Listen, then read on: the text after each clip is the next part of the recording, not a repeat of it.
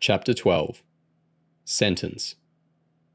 James kept his head down on Wednesday morning, staying in his bedroom reading background documents for the mission and feeling bad about the accident he'd caused the day before. His reading material included the inmate rulebook for Arizona Max, the personnel files of the officers who worked in the young offender block, and criminal records of the 29 inmates who currently shared the dormitory cell with Curtis Oxford. John managed to clean the gunge out of the pool filter and fill it up. They ate lunch in the sunshine at the poolside, while John retested the kids on their background stories and ran through the details of the escape plan.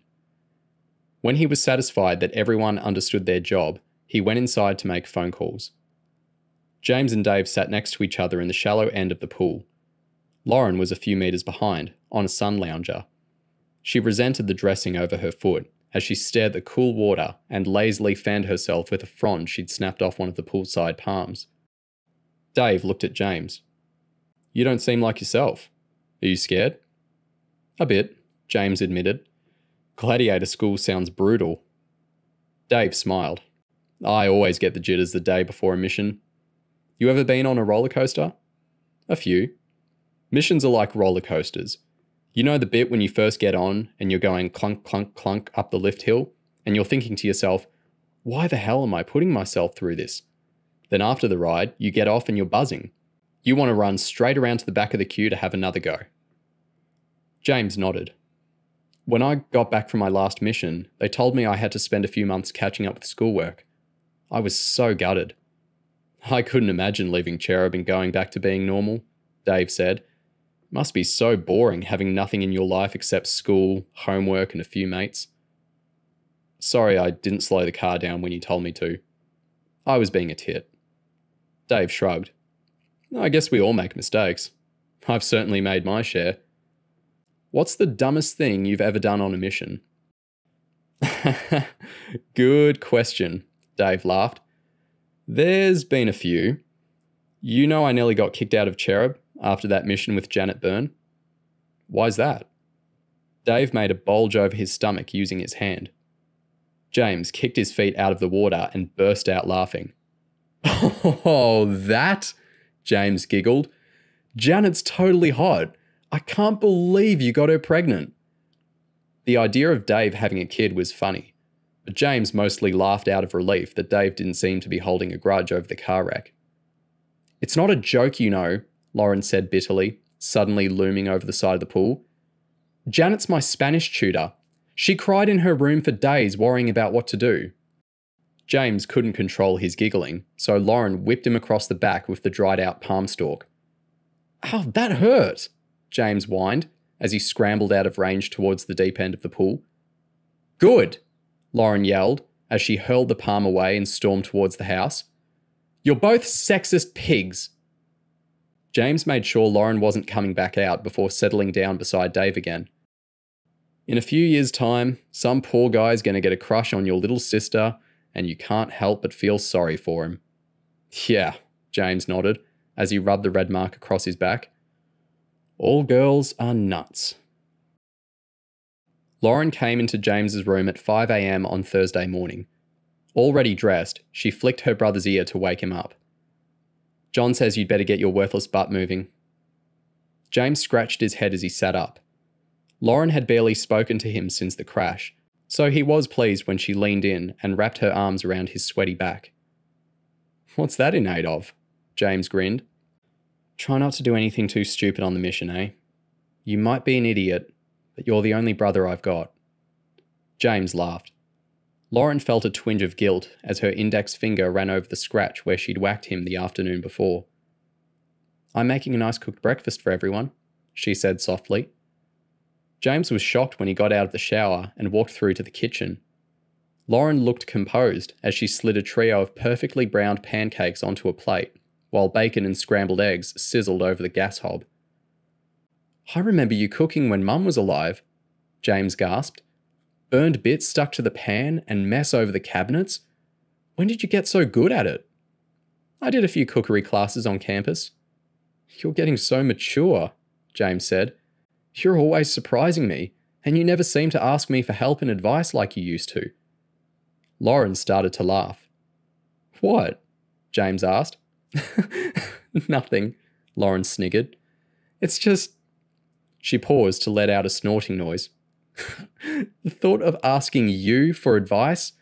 You're not exactly Mr. Maturity, are you? James was wounded.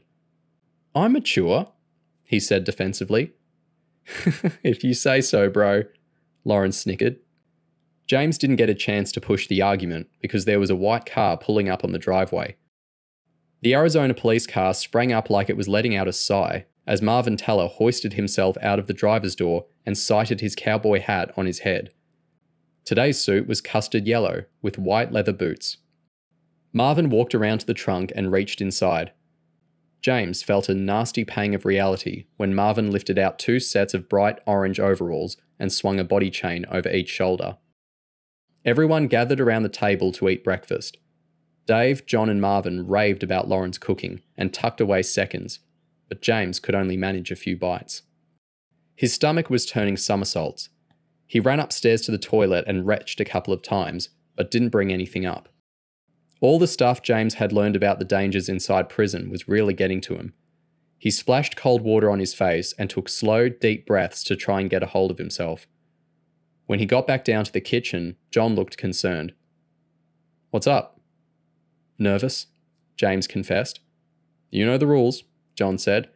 You can pull out of this mission at any time and you won't be punished. It was true that James wouldn't be punished.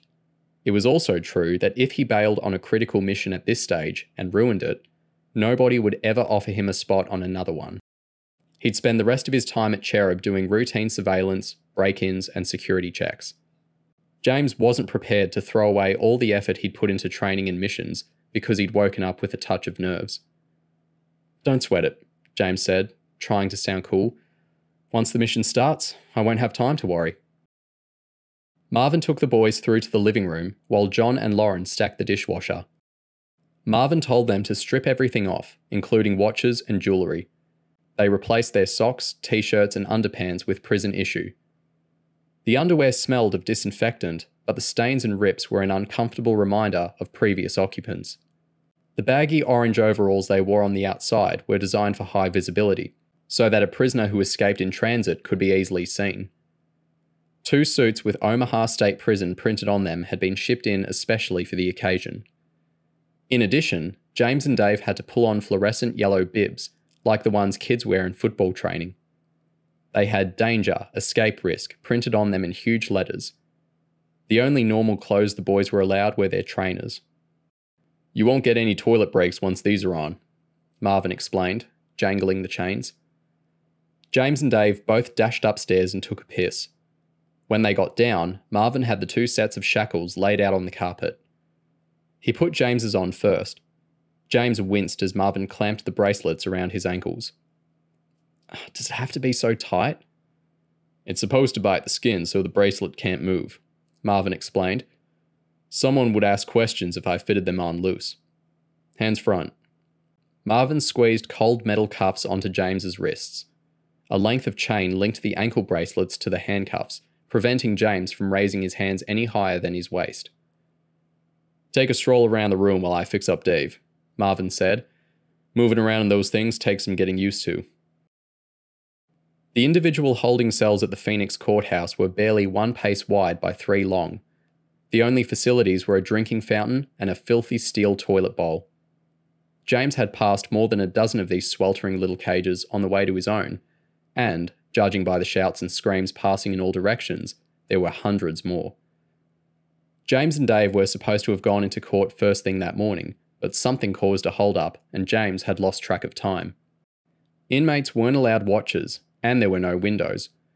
James guessed it was between 12 and 1 when a cling film-wrapped sandwich and bottle of no-brand cola got passed through the bars, but that had been several hours ago. Rose! James!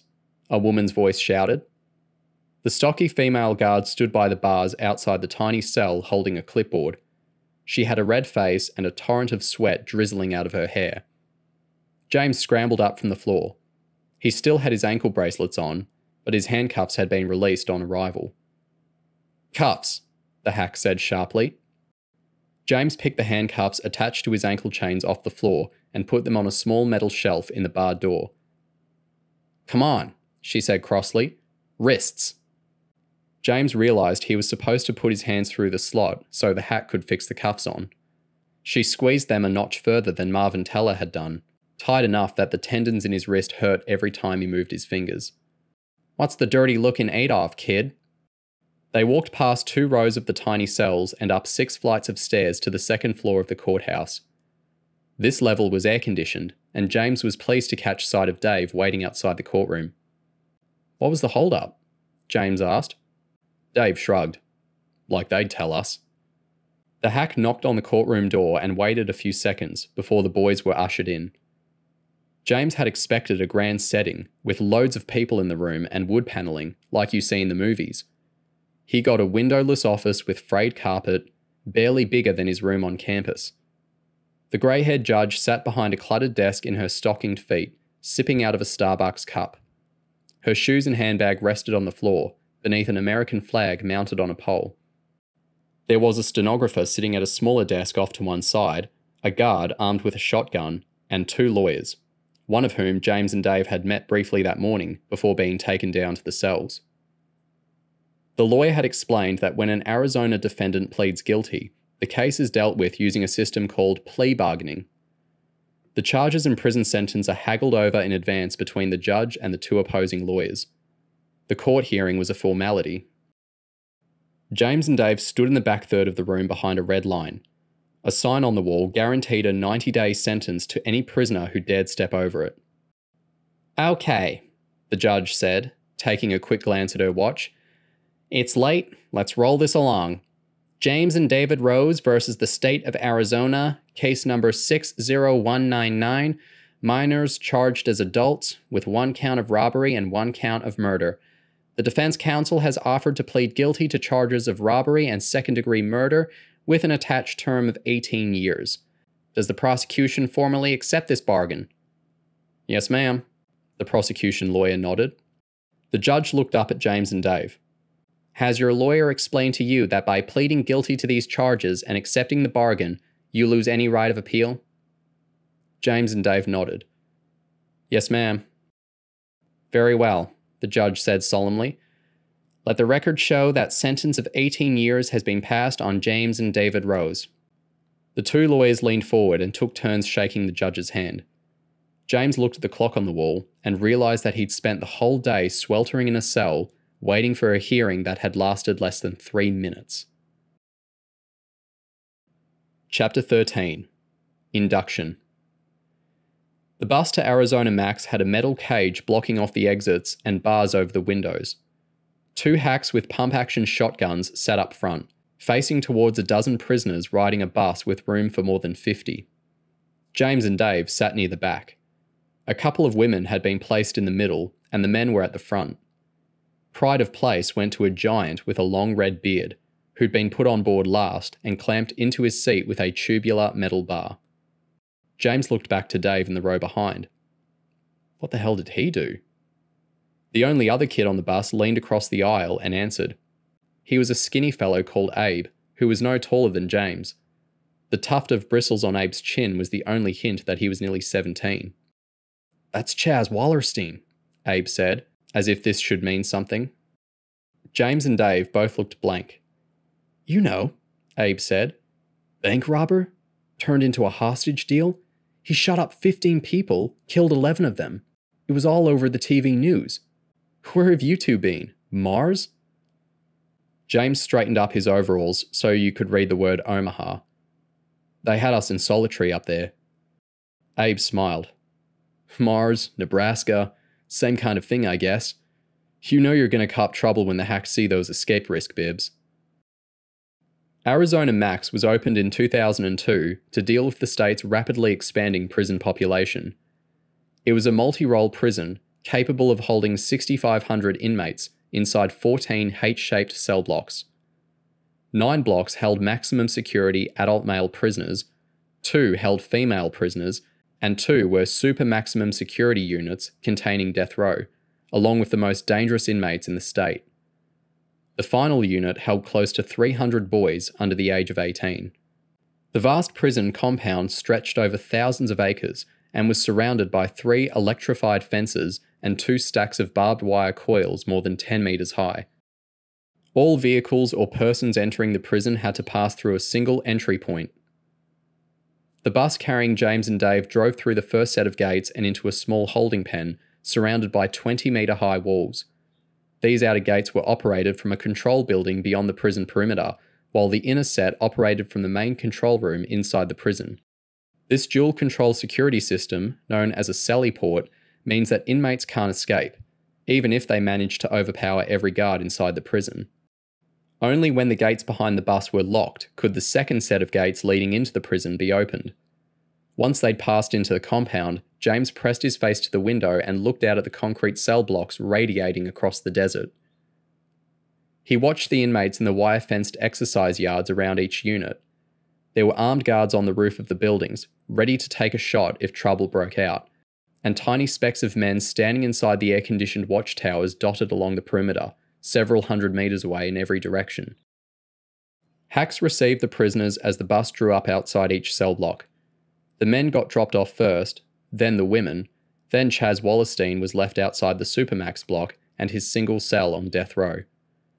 The young offender unit was the final stop, a quarter of a mile further along the road, past a stretch of bare ground set aside for building more cell blocks. The ankle chain was kept short to stop a prisoner from moving fast.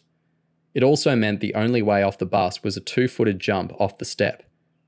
Abe, who didn't seem the most athletic type, managed to lose his balance. One of the hacks grabbed him out of the dust and bounced him furiously against the wire fence. "Better keep upright if you don't want your ass kicked." The 2 hacks shoved the kids through a wire gate and towards the cell block.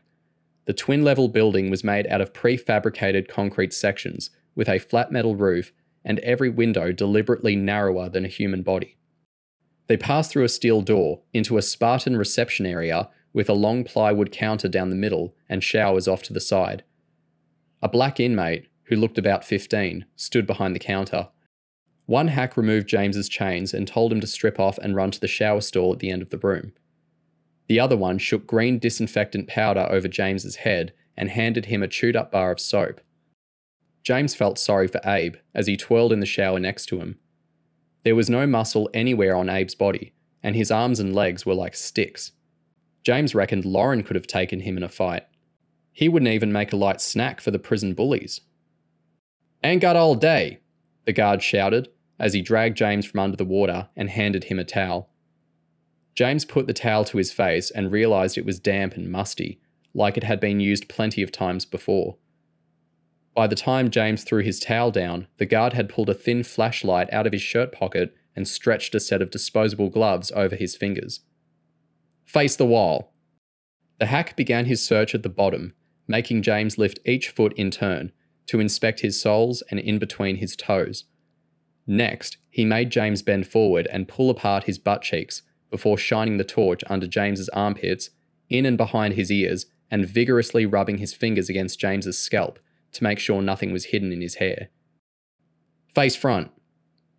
The hack shone the light in James's eyes, up his nose and inside of his mouth, including under his tongue and around his gums, assisted by a finger that tasted of rubber. He crouched down and flashed the light into James's belly button before making him lift up his penis and balls and finally roll back his foreskin in case he'd stashed anything naughty up there. When the hack was done, he gently smacked James on the arse. "Okay, get dressed." The black kid behind the counter had laid out 3 sets of prison kit. The clothes they'd arrived in were gone. The other guard was holding the 2 yellow escape risk bibs in the air, and James instantly knew there was going to be trouble. "Do you know how many people have ever escaped from this prison, James Rose?" asked the tubby little superintendent, whose name was Frey. James didn't want to act smart, so he lied. "No, sir." "Nobody has ever escaped from Arizona Max," Frey said, stepping forward and grinding the heel of his boot against James's foot. "Got that?" "Yes, sir," James said, determined not to let the pain show on his face. Frey took his boot away, leaving James with a red horseshoe across the top of his foot. James pulled on grimy prison boxers and t-shirt. The outer clothing was grey cotton shorts and a baggy orange polo shirt with escape risk printed on it. If you're classified as an escape risk, you've got to wear the orange shirt whenever you're out of the cell, the inmate explained. If they catch you without it, they'll stick you in the hole and just as likely stomp on you as well. After pulling on the shirt, James looked under the counter and saw that his Nikes had been replaced by a pair of flimsy cotton slippers. Prison issue only, the inmate explained. No possessions from the outside, except your legal paperwork and 2 family photographs. Anything else you want must be purchased from the prison commissary. The commissary was a kind of prison shop. James had read about it in the rulebook the day before. He picked his meagre possessions off the bench: identity card with his picture and inmate number, a prison rulebook, a threadbare towel, bedding, 1 spare pair of boxers, 1 t-shirt, a plastic cup, toothbrush, toothpaste, a bar of soap, and a roll of toilet paper.